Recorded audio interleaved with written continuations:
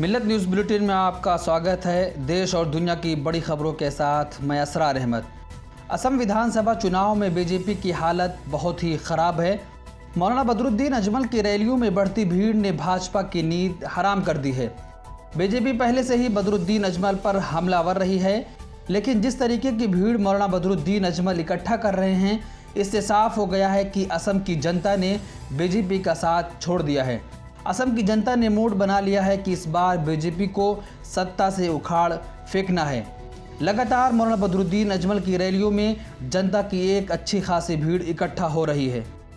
पश्चिम बंगाल की मुख्यमंत्री ममता बनर्जी ने राज्यपाल जगदीप धनखड़ को फ़ोन पर शिकायत की कि नंदीग्राम के एक पोलिंग बूथ पर सुबह से वोट नहीं डालने दिया जा रहा है। आपको बता दें कि पश्चिम बंगाल में गुरुवार को दूसरे चरण के चुनाव हो रहे थे। इसमें नंदीग्राम सीट पर भी मतदान जारी था, जहां से ममता बनर्जी चुनाव लड़ रही हैं। इस सीट से भाजपा की ओर से टीएमसी सरकार में मंत्री रह चुके शुभेंदु अधिकारी मैदान में हैं। ममता बनर्जी ने राज्यपाल धनखड़ को फ़ोन पर कहा कि नंदीग्राम के एक बूथ पर सुबह से ही स्थानीय लोगों को मतदान नहीं करने दिया जा रहा है। ममता ने कहा कि सुबह से मैं घूम रही हूं, अब मैं आपसे अपील कर रही हूं, कृपया इस पर ध्यान दें। राज्यपाल से बात करते हुए ममता बनर्जी का एक वीडियो भी सामने आया है।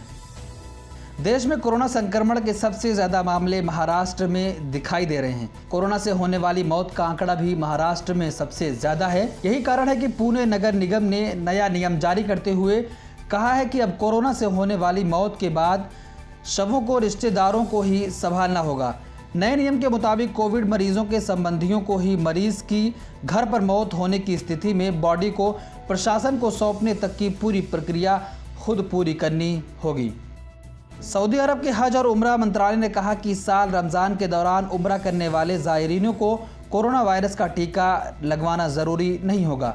ट्विटर पर टीकाकरण के बारे में एक प्रश्न का उत्तर देते हुए मंत्रालय के ग्राहक सेवा केंद्र ने कहा कि रमज़ान के दौरान उम्रा के लिए अनुमति प्राप्त करने के लिए टीकाकरण की आवश्यकता नहीं है। हालांकि मंत्रालय ने एक सप्ताह पहले कहा था कि रमज़ान शुरू होने से पहले हज और उम्रा से संबंधित सेवाओं में काम करने वाले क्षेत्रों को अपने पूरे कर्मचारियों को टीकाकरण करने की आवश्यकता पर जोर दिया जाएगा।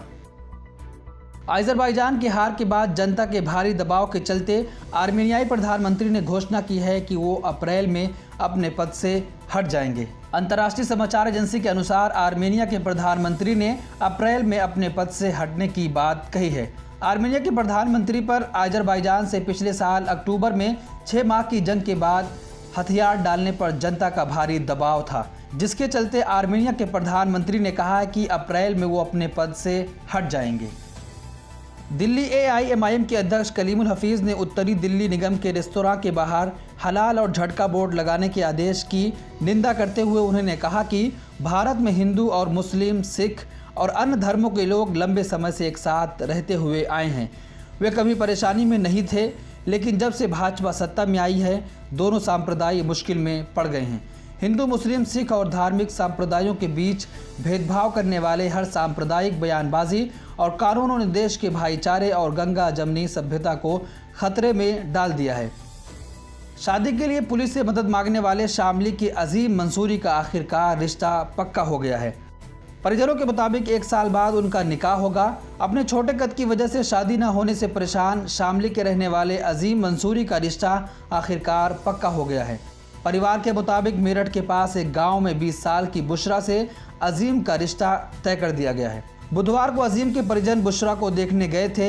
इसके बाद लड़की पसंद आने पर परिवार ने रिश्ता पक्का किए जाने की ज़रूरी रस्म भी अदा की है। लड़की के परिवार वाले पहले ही अजीम को उनके घर पर जाकर पसंद कर चुके हैं। पश्चिम बंगाल के मुख्यमंत्री ममता बनर्जी ने गुरुवार को भारतीय जनता पार्टी और चुनाव आयोग पर निशाना साधा है। इसके साथ ही उन्होंने कहा कि नंदीग्राम सीट पर भाजपा चुनाव नहीं जीतेगी। ममता ने मतदान के दिन ही बंगाल में प्रधानमंत्री नरेंद्र मोदी की रैली को लेकर भी सवाल उठाए हैं और निर्वाचन आयोग पर भाजपा का साथ देने का आरोप भी लगाया है। ममता बनर्जी ने कहा कि नंदीग्राम में भाजपा चुनाव नहीं जीतेगी। भाजपा को चाहिए कि वो अपने गुंडों को नियंत्रण में रखे। हम निष्पक्ष चुनाव चाहते हैं। मैंने इस तरह का खराब और अनुचित चुनाव अब तक कभी नहीं देखा। चुनाव आयोग भाजपा का पक्ष ले रहा है। पीएम मोदी कैसे मतदान के दिन पश्चिम बंगाल में रैली कर सकते हैं।